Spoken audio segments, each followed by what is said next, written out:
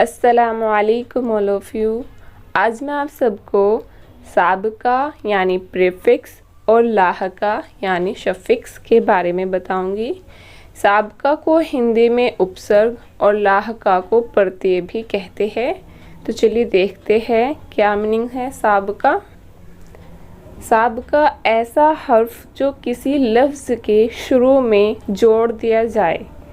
कैसा हर्फ जो लफ्ज़ के शुरू में जोड़ दिया जाए और उस लफ्ज़ का हिस्सा बन जाए और उस लफ्ज़ का एक नया मतलब निकल आए, उसे साबिका कहते हैं।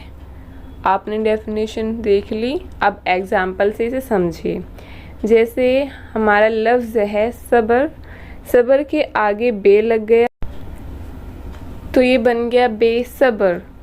अब सेकंड एग्जाम्पल अटूट, अटूट टूट एक अपना लफ्ज़ है और अलिफ इसमें लग गया तो ये क्या बन गया अटूट।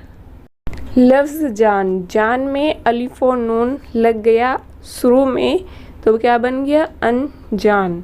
तो अन क्या है हमारा साबिका। उसी तरह अनदेखा, तो देखा में भी अलिफ और नून शुरू में लग गया और अपने एक नया मायने बना रहा है, क्या बन गया अनदेखा। ठीक है, जैसे बे अलिफ अन और अन ये साबिका है। अब देखिए आप लाहका, ऐसा हर्फ जो किसी लफ्ज़ के आखिर में जुड़कर उस लफ्ज़ को एक नया मतलब दे, उसे लाहका कहते हैं। साबिका में शुरू में जुड़ रहा था और लाहका में आखिर में जुड़कर कुछ नया मतलब बने, उसे लाहका कहेंगे।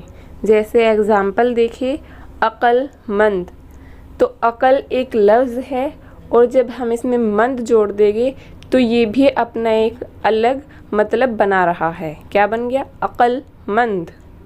सेकंड देखिए कदरदान, तो कदर में आखिर में दान जुड़ गया तो क्या बन गया कदरदान। तो इसमें दान क्या है हमारा लाहका। दर्दनाक, दर्द में नाक, नाक जुड़ गया तो ये क्या बन गया दर्दनाक।